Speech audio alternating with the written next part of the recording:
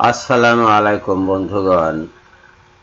আল কোরআনের সূরা নাহল এর প্রতি আপনাদের দৃষ্টি আকর্ষণ করছি। এর ২ নম্বর আয়াতে আল্লাহ পাক বলছেন যে তিনি তার বান্দাদের মধ্যে যার প্রতি ইচ্ছা নির্দেশ সম্বলিত ওহী সহ ফেরেশতা প্রেরণ করেন, এই মর্মে সতর্ক করবার জন্য যে আমি ছাড়া কোনো সত্য মাবুদ নেই, সুতরাং আমাকে ভয় করো। এখানে এই যে নির্দেশ সম্বলিত ওহী সহ ফেরেশতা প্রেরণ করেন, তো ফেরেশতা প্রেরণ করে যে ওহী পাঠান তা সত্য কিতাব নয়, এই আয়াত কিতাব বলছে বলছে না। হযরত লূত আলাইহিস সালামের উপরে কোনো কিতাব নাজিল হয়নি, কিন্তু 12 জন ফেরেশতা পাঠিয়ে তাকে নির্দেশ দেওয়া হয়েছে তিনি যেন সরে যান তার কওমের মধ্য থেকে, কেননা তার কওমকে ধ্বংস করা হবে, এবং পিছনের দিকে যেন তিনি ফিরে না তাকান। এটাও তো এক ধরনের ওহী, আল্লাহর আদেশ। হযরত নূহ আলাইহিস সালামের উপরে কিতাব নাজিল হয়েছে, কিন্তু তাকে যখন নির্দেশ দেওয়া হয়েছে যে নৌকা তৈরি করো, তখন সেটা কিতাবের অংশ ছিল না, সেই নির্দেশ। হযরত ইব্রাহিম আলাইহিস সালামের উপরে যখন ওহী নাজিল হয় যে তোমাকে পুত্র দান করা হবে, ইসহাককে দান করা হবে, সেই ওহীও কিন্তু তার উপরে নাজিলকৃত কিতাবের অন্তর্ভুক্ত ছিল না। মুহাম্মদ সাল্লাল্লাহু আলাইহি সাল্লামের উপরে যখন ওহী নাজিল হয় যে তুমি হিজরত করো মক্কা থেকে মদিনায়, সেটাও কিন্তু কোরআনের অংশ নয়, সেই ওহী কোরআনের অংশ নয়। কিংবা হযরত আয়েশাকে বিবাহ করার জন্য যে জিবরাইলকে পাঠিয়ে আল্লাহ পাক নির্দেশ দিলেন, সেটাও কিন্তু কোরআনের ওহী নয়, কোরআনের অন্তর্ভুক্ত নয়। আল্লাহর সব ওহী কোরআনের অন্তর্ভুক্ত থাকে না।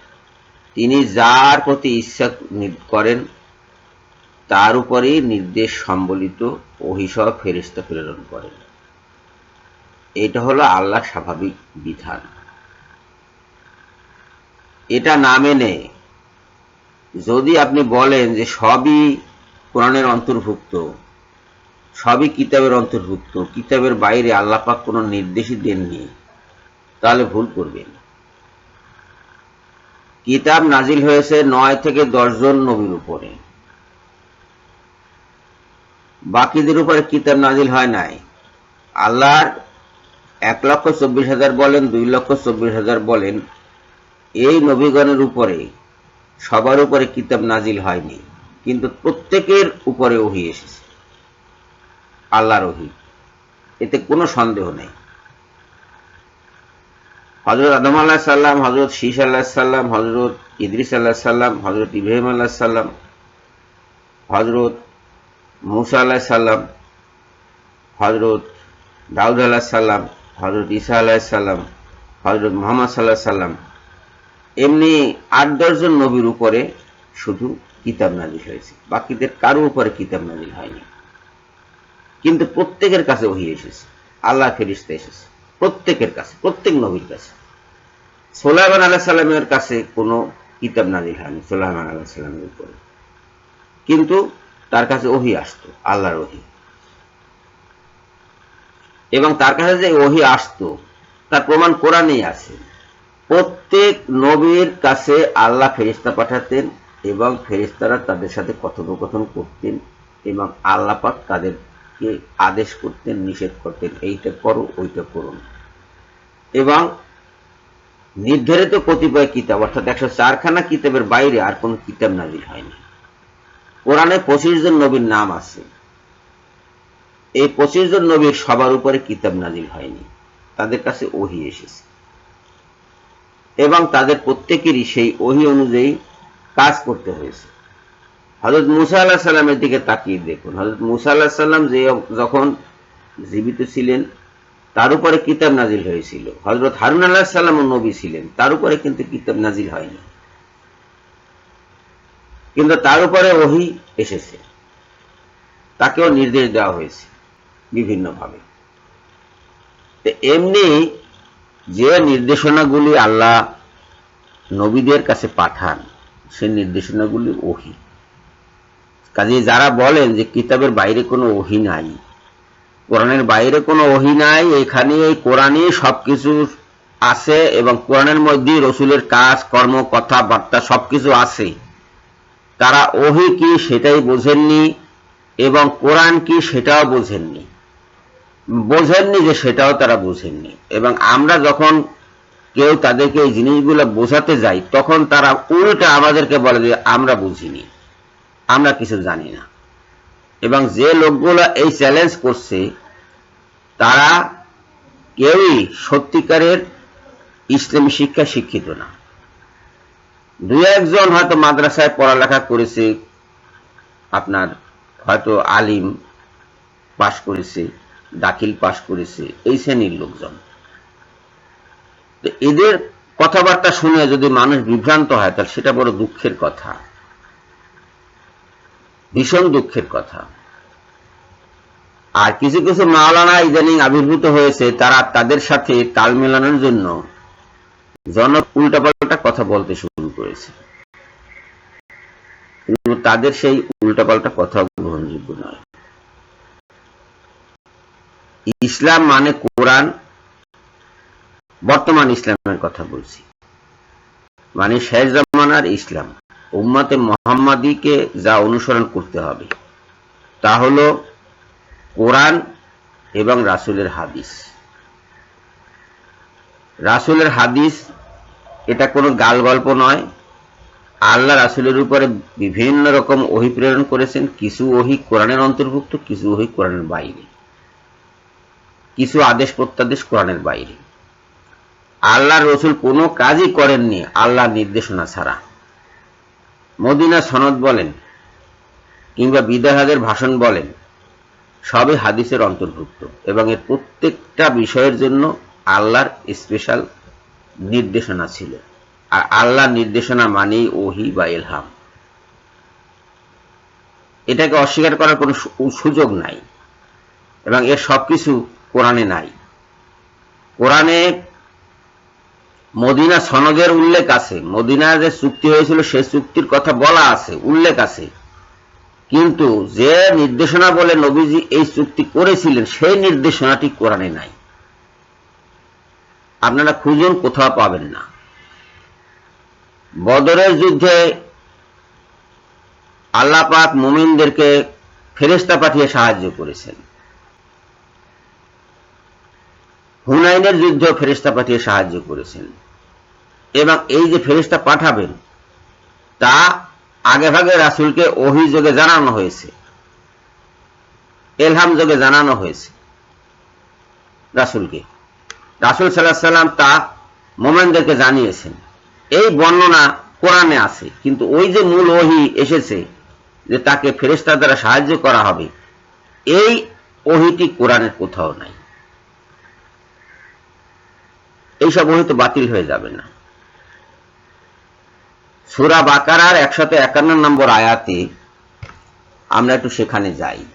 আমরা সূরা বাকারায় এসেছি, এর 151 নম্বর আয়াতে আল্লাহ পাক বলছেন যে তোমাদের জন্য আমি তোমাদের মধ্যে রসুল প্রেরণ করেছি, যিনি তোমাদের নিকট আমার আয়াতসমূহ পাঠ করেন,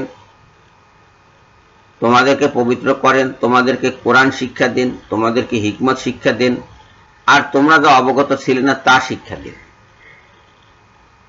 এখানে এই আয়াতটি আছে, দেখুন, কিতাব শিক্ষা দেন, হিকমত শিক্ষা দেন, আর তোমরা জানতে না তা শিক্ষা দেন। এখন এই কিতাব মানে কোরআন, সেটা শিক্ষা দেন, আর হিকমত শিক্ষা দেন। এটা কোরআনের বাইরে জিনিস, কোরআনে হিকমত আছে, সেটা যখন কোরআন শিক্ষা দেন তার মধ্যে সেই হিকমত চলে গেছে। তারপর ওয়া বা এবং দিয়ে যুক্ত হয়েছে হিকমত, তিনি হিকমত শিক্ষা দেন। এটা মনে করলে চলবে না যে হিকমতই কোরআন, কোরআনই হিকমত, সেটা মনে করলে চলবে না। কেননা ইতিপূর্বে বহু নবী রসুলের উপরে হিকমত নাজিল হয়েছে, কিতাব নাজিল হয়নি।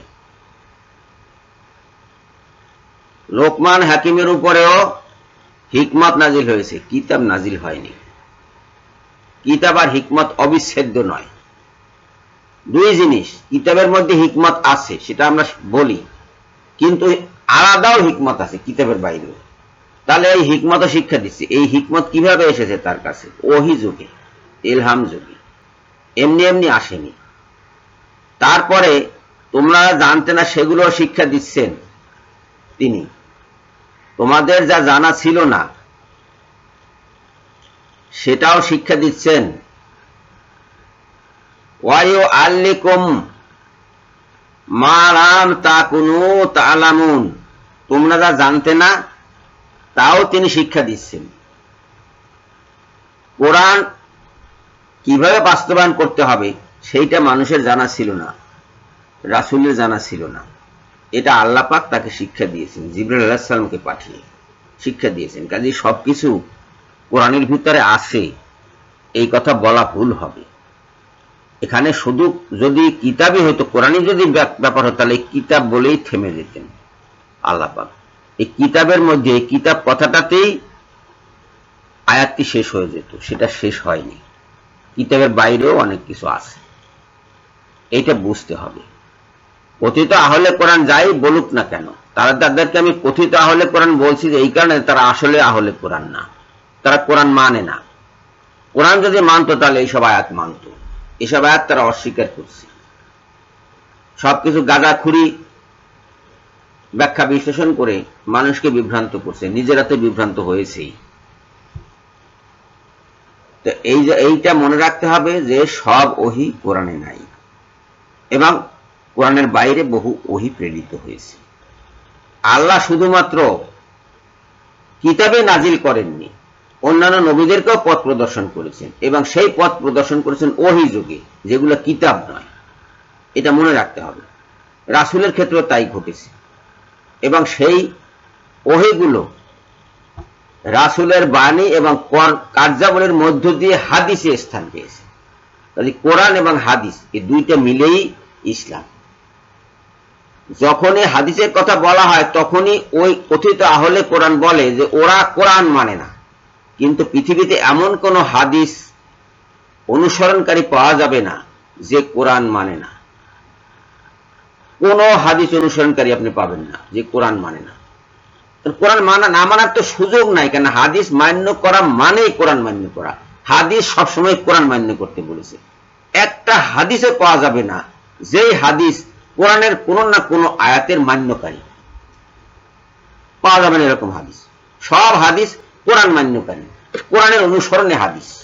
কাজে যে লোক হাদিস মানে সে লোক অবশ্যই কোরআন মানে। এই কথা বলার কোনো সুযোগ নাই যে হাদিস অবলম্বনকারীরা কোরআন মানে না, কোনো সুযোগ নাই। যারা এই কথা বলছে তারা হাদিসও বোঝেনি, কোরআনও বোঝেনি, ইসলামের কিছুই তারা বোঝেনি, সব মূর্খ। সবাইকে ধন্যবাদ জানিয়ে এখনকার মতো বিদায় হচ্ছি। আল্লাহ হাফেজ।